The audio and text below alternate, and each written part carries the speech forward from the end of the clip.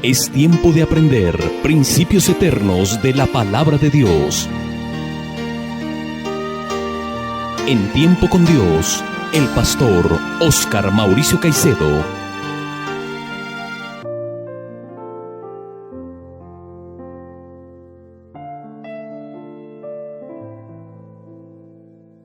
Es un maravilloso privilegio poder reunirnos una vez más a través de este medio de comunicación para estudiar la bendita palabra de Dios.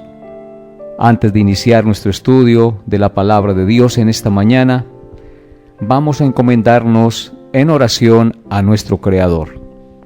Amado Dios, te bendecimos y te alabamos en esta mañana que tú has creado. Te damos gracias por darnos un día más de vida y por el gran privilegio que nos das de poder reunirnos para estudiar el mensaje glorioso de tu bendita palabra.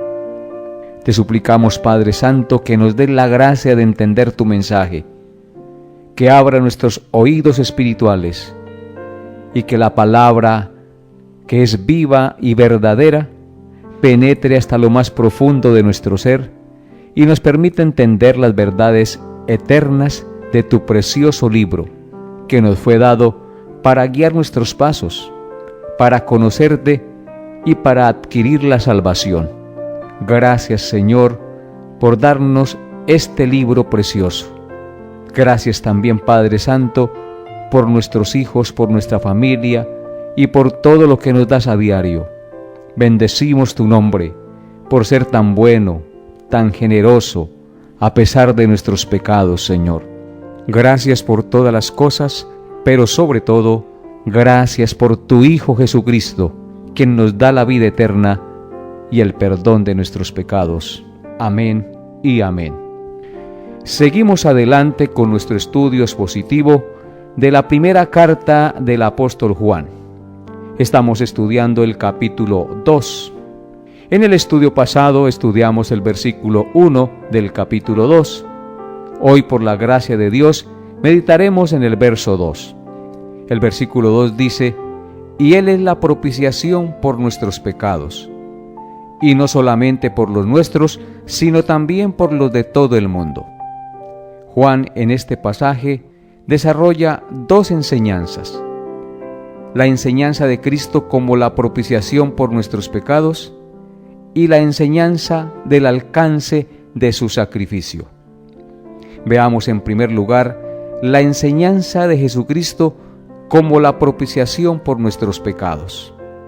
Dice así la palabra de Dios: y Él es la propiciación por nuestros pecados. La palabra propiciación viene de la palabra propiciatorio, que significa cubierta o tapa. El propiciatorio era la cubierta o tapa del arca del pacto, donde se encontraban las tablas de la ley moral de Dios o los 10 mandamientos. Esta arca del pacto con los 10 mandamientos estaba en el lugar santísimo del tabernáculo. Los 10 mandamientos evidencian que el hombre ha pecado contra Dios, que ha violado el pacto de Dios y que por tanto es culpable y merecedor de la pena de muerte eterna por violar la santa y perfecta ley de Dios. Pero Cristo, como propiciación o tapa del arca, con su sangre o sacrificio, cubre nuestros pecados para que la ley no nos condene. Recuerden, amables oyentes, que el sumo sacerdote en el Antiguo Testamento entraba una vez al año al lugar santísimo con la sangre del macho cabrío que había sido sacrificado para el perdón de los pecados del pueblo. El sumo sacerdote derramaba la sangre del sacrificio sobre el propiciatorio o cubierta del arca, y el fuego de Dios la quemaba, como evidencia que el castigo de Dios caía sobre el sacrificio ofrecido y no sobre el pueblo.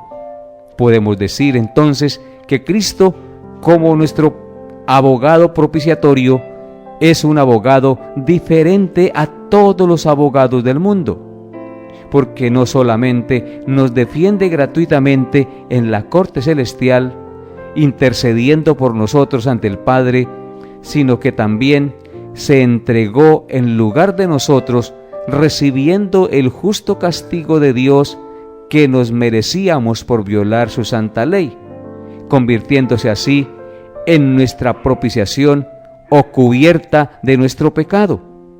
Esto es muy importante, amables oyentes. Él es la propiciación por nuestros pecados, aquel que cubre las evidencias de nuestro pecado y el justo castigo que merecemos recibir por violar los santos mandamientos de la ley del Santo Dios. Por eso, en Hebreos capítulo 7, versículo 26 dice: porque tal sumo sacerdote nos convenía, santo, inocente, sin mancha, apartado de los pecadores y hecho más sublime que los cielos. Este pasaje nos dice que el sumo sacerdote, que es Cristo, quien entró al lugar santísimo, no llevando sangre ajena, sino presentándose él mismo como el sacrificio, ese sacerdote nos convenía, porque no era como los otros sacerdotes que tenían que entrar primero haciendo un sacrificio por sus propios pecados y luego presentar el sacrificio por el pueblo. No, nuestro sumo sacerdote, que es Cristo, nos convenía porque Él era el sacerdote y a la vez el sacrificio por los pecados. Este sacerdote es inocente, sin mancha, apartado de los pecadores y hecho más sublime que los cielos. Por eso, Él es la propiciación por nuestros pecados, la tapa, la cubierta, aquel que impide que el juicio de Dios caiga sobre nosotros y Él se pone en lugar de nosotros para recibir el juicio y el castigo de Dios que nosotros merecíamos. Por esto, en Romanos 8, versículos 32 al 34, el apóstol Pablo escribió lo siguiente acerca de esta verdad: el que no escatimó ni a su propio Hijo, sino que lo entregó por todos nosotros, ¿cómo no nos dará también con Él todas las cosas? ¿Quién acusará a los escogidos de Dios? Dios es el que justifica. ¿Quién es el que condenará? Cristo es el que murió, mas aún el que también resucitó, el que además está a la diestra de Dios, el que también intercede por nosotros. Amén. Claramente el apóstol Pablo nos está diciendo aquí que este Cristo, como propiciación por nuestros pecados, hace que nadie nos pueda acusar. Dice, ¿quién acusará a los escogidos de Dios? La respuesta es nadie, porque Dios es el que nos justifica en el sacrificio de su Hijo Jesucristo. Luego dice, ¿quién es el que condenará? La respuesta es nadie, porque Cristo es el que murió para que nosotros no fuéramos condenados, para que nosotros no fuéramos destituidos para siempre de la presencia de Dios. Y dice el texto, más aún, el que también resucitó, el que además está a la diestra de Dios, el que también intercede por nosotros. Él es la propiciación perfecta, porque cubre nuestros pecados, para que el juicio de Dios no caiga sobre nosotros. Y además de eso, con su muerte y resurrección, está a la diestra de Dios Padre, intercediendo por su iglesia que está en este mundo y que es objeto de tentaciones y de los ataques del enemigo aún. Pero Cristo intercede por nosotros para que nuestra fe no falte y nosotros perseveremos hasta el fin. Alabado y glorificado sea nuestro Señor Jesucristo. Y en Primera de Juan, capítulo 4, verso 10, escribió también el apóstol Juan lo siguiente: en esto consiste el amor, no en que nosotros hayamos amado a Dios, sino en que Él nos amó a nosotros primero y envió a su Hijo en propiciación por nuestros pecados. Aquí tenemos otra vez la palabra propiciación. El amor de Dios consiste en que Él nos amó a nosotros primero. Nosotros no lo amamos a Él. Nosotros le amamos a Él porque Él nos amó. porque envió a su Hijo como propiciación, como cubierta, como aquel que podía ponerse en medio de su justo juicio. El juicio santo y perfecto de Él no cayera sobre su iglesia y fuéramos destituidos por siempre de la gloria de Dios. Alabado sea nuestro Señor y Salvador Jesucristo. Ya vimos entonces, amables oyentes, de este versículo 2, la enseñanza de Cristo como propiciación por nuestros pecados. Ahora veremos la enseñanza del alcance de su propiciación por los pecados. El texto dice: Él es la propiciación por nuestros pecados, y no solamente por los nuestros, sino también por los de todo el mundo. ¿Cuál es entonces el alcance de la propiciación de Cristo por los pecados? Dice el texto que los pecados de todo el mundo. Esto quiere decir un alcance universal. Cristo no solamente murió por un determinado grupito de personas en cierto lugar geográfico del mundo. No murió solamente por los creyentes judíos, sino que Él murió también por los creyentes de todo el mundo, de cualquier nación, pueblo, tribu y lengua. Entonces, el alcance de su propiciación es un alcance universal.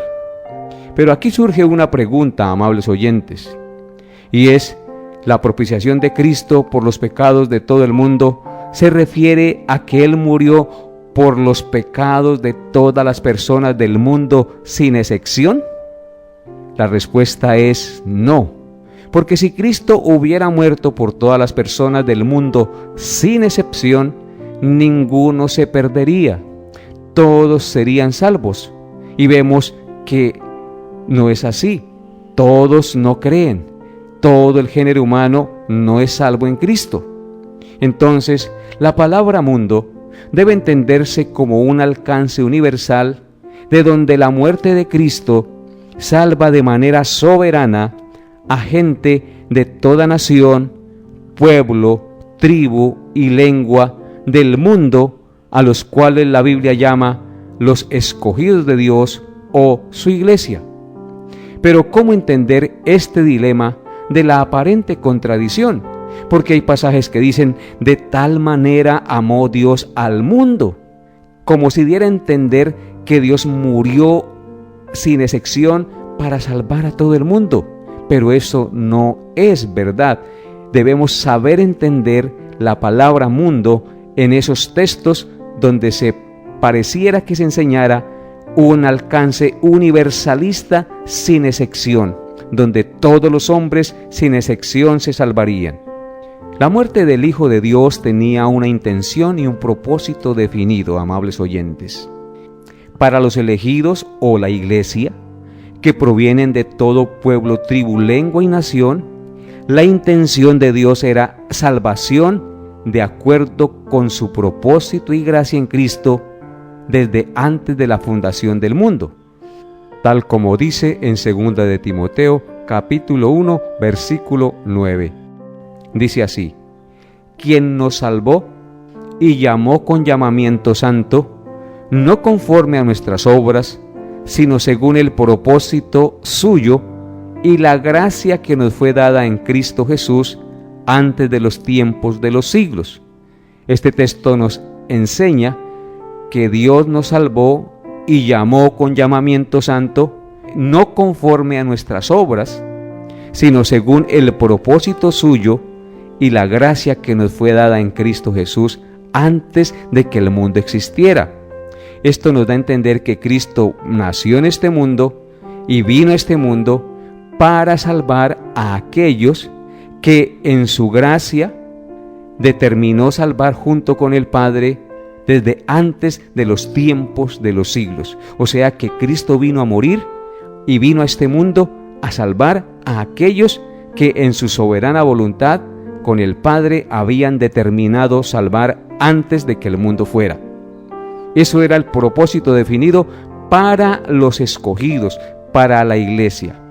Y para los incrédulos, que también son de toda nación, pueblo, tribu y lengua, el propósito y la intención de Cristo venir al mundo era dejarlos sin excusa, de tal manera que los hombres son condenados porque han rechazado la persona y obra de Jesucristo. Son condenados porque rechazaron el único remedio de Dios para el pecado, es decir, a Jesucristo.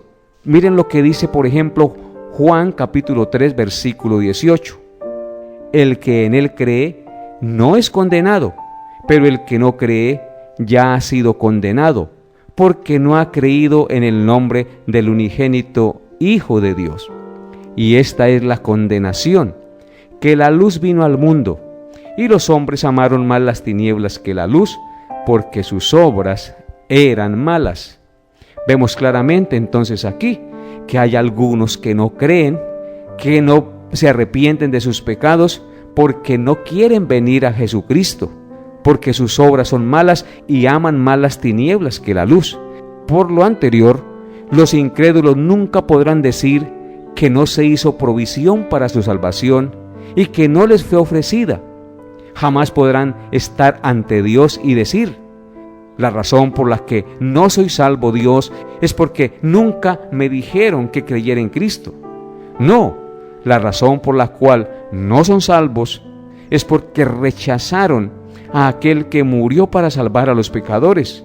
Amaron más las tinieblas que la luz, porque sus obras eran malas. Así es que, amables oyentes, Cristo no murió por todo el mundo sin excepción. Cristo murió por todo el mundo, entendiendo que su testimonio se predica a todo el mundo, a los que creerán y a los que no creerán, y que de toda nación, pueblo, tribu y lengua, su iglesia sería tomada. Su iglesia está compuesta, como dice en Apocalipsis capítulo 7, versículos 9 al 10. Después de esto miré, dice el apóstol Juan, y he aquí una gran multitud, la cual nadie podía contar, de todas naciones y tribus y pueblos y lenguas, que estaban delante del trono y en la presencia del Cordero, vestidos de ropas blancas y con palmas en las manos, y clamaban a gran voz diciendo: la salvación pertenece a nuestro Dios, que está sentado en el trono, y al Cordero. Vemos en este pasaje que lo que vio Juan es un adelanto de la iglesia redimida y glorificada en el cielo. Esta iglesia está vestida de ropas blancas, es decir, limpiada por la sangre del Cordero. Y esta gente que está allí es innumerable, es una multitud que nadie puede contar. Y dice Juan que es de todo pueblo, tribu, lengua y nación. Es decir, Cristo murió por todo el mundo de los escogidos en todo pueblo, tribu, lengua y nación. Cristo vino a morir por su iglesia, a santificar a su iglesia. Cristo vino a redimir a su iglesia, vino a salvar aquello que se había perdido. Cristo no murió por todo el mundo de manera exhaustiva, porque si así fuera, entonces todos creerían y se arrepentirían de sus pecados. Cristo murió por sus escogidos. Hay muchos versículos que nos enseñan esta verdad. Por ejemplo, noten lo que dice Mateo 20, versículo 28. Dice así la palabra de Dios: como el Hijo del Hombre no vino para ser servido, sino para servir y para dar su vida en rescate por muchos. Claramente dice que Él vino a dar su vida en rescate por muchos, no por todo el mundo sin excepción. Y luego en Tito, capítulo 2, verso 14 dice: quien se dio a sí mismo por nosotros para redimirnos de toda iniquidad y purificar para sí un pueblo propio, celoso de buenas obras. Él vino a formar un pueblo, a dar su vida por ese pueblo. Se dio a sí mismo por nosotros. Eso nosotros significa su pueblo. Vino a redimirlo de toda iniquidad y purificarlo para sí como un pueblo propio, celoso de buenas obras. No por todo el mundo. Él no santificó a todo el mundo, ni hizo de todo el mundo sin excepción un pueblo suyo que fuera celoso de buenas obras. La evidencia la podemos ver en el mundo. no todos creen en Cristo.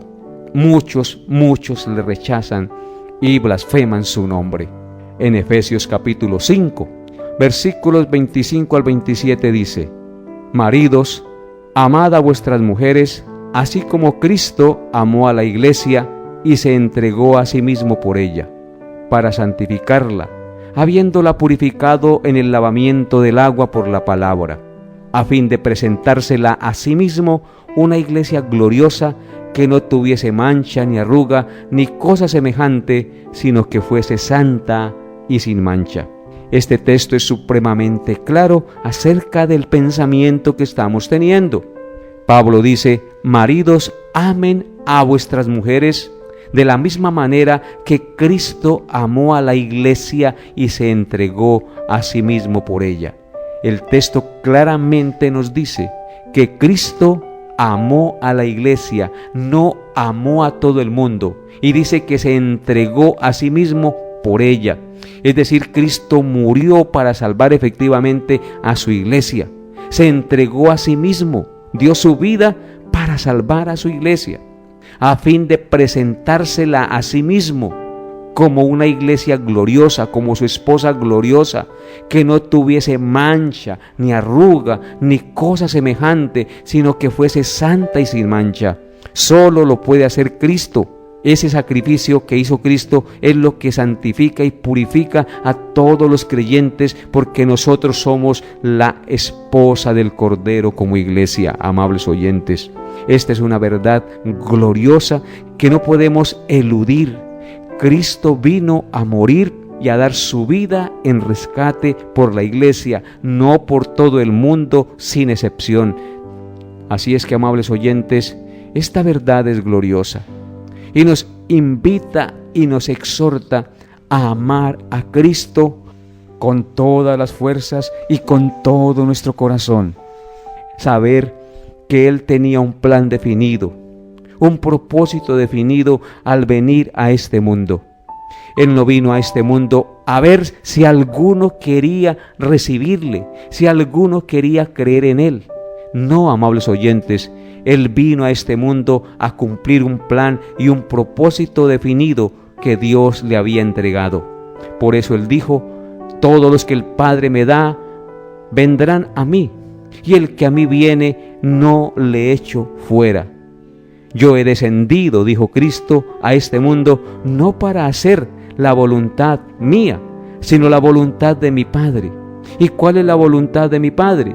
Que de todo lo que Él me diere, no pierda yo nada, sino que lo resucite en el día postrero. Esto es un valioso y maravilloso mensaje que exalta el plan eterno y redentor de Cristo, que está definido en el plan soberano y eterno de Dios desde antes de la fundación del mundo. Por eso, amables oyentes, no podemos decir que Cristo vino a este mundo a ver si algunos podían creer, a ver si algunos querían creer. No, amables oyentes, Él vino a buscar y a salvar lo que se había perdido. Él vino a dar su vida en rescate por muchos. Él vino a dar su vida en rescate por su iglesia, para hacer de ella una iglesia santa, pura y gloriosa. Por eso, amable oyente, si usted está escuchando este mensaje y le arde el corazón, le invito hoy a que reconozca a Cristo como su Señor y Salvador. Rinda a Él su vida, porque si eres un escogido de Dios, tú vendrás a Él. Y todo aquel que a Él viene, Él no le echa fuera. Cristo murió por su iglesia, y para eso se predica el Evangelio en el mundo entero, para que todo aquel que escuche el mensaje y es un escogido del Señor, crea y venga a ser salvo. Pero si tú endureces el corazón y le importa poco lo que se está diciendo, pues puede evidenciar eso, que tal vez tú no eres un escogido de Dios. Hoy le invito de todo corazón, en el nombre del Señor Jesucristo, a que no rechaces este mensaje. Por algo lo estás escuchando. Si Dios permitió que lo escuches, es porque Él quiere que tú te arrepientas y creas en Él. Solo Dios te puede dar el perdón. Solo Dios te puede justificar a través de Jesucristo. Solo el Señor Jesucristo te puede lavar de tu maldad y hacer de ti una nueva criatura. Que Dios te dé la gracia de creer este mensaje y tú llegues a ser parte de los hijos de Dios, de la gran familia de Dios, de la iglesia del Señor. Hasta aquí nuestra enseñanza por el día de hoy. Nos vemos, Dios mediante, el próximo programa. Bendiciones a todos en Cristo Jesús. Hemos llegado a la parte final de Tiempo con Dios. Agradecemos su fiel sintonía y deseamos que la paz de Dios, que sobrepasa todo entendimiento, guarde sus pensamientos y corazones en Cristo Jesús. Les esperamos en nuestra próxima emisión para tener un tiempo con Dios.